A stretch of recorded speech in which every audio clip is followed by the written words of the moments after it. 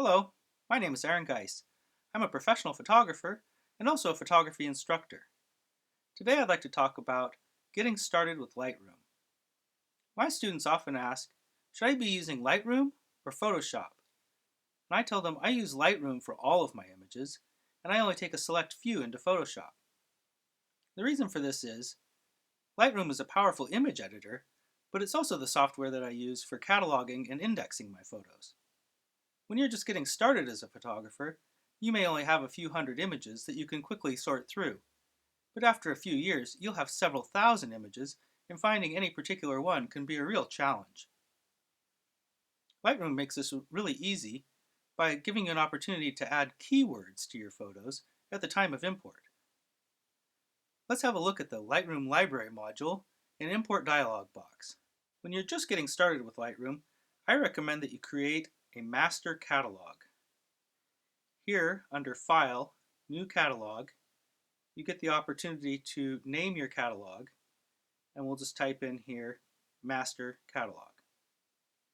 I already have a master catalog, so I'll just click Cancel here, but you would go on to create. It's important to remember that a Lightroom catalog is just an index to a set of images. You can have any number of catalogs that include the same images without needing to make duplicate copies of all the image files.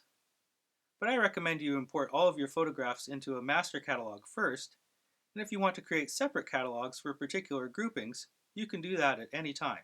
The reason I like to use a master catalog when importing my images is that it makes it easy to see if I've already imported some of the images from the CF or SD cards. This saves me from making duplicate copies of the image files, and it also protects me from formatting cards before I've downloaded all the images. I've already imported a few of the images off of this card, and if I check the Don't Import Suspected Duplicates box here, you'll see that Lightroom grays out those images that have already been imported. If I then go on to import all of the remaining images, I know that I can safely format my card so I'm ready for my next shoot. To be extra safe, I like to also check the box to make a second copy so that the image files will be imported onto two different hard drives.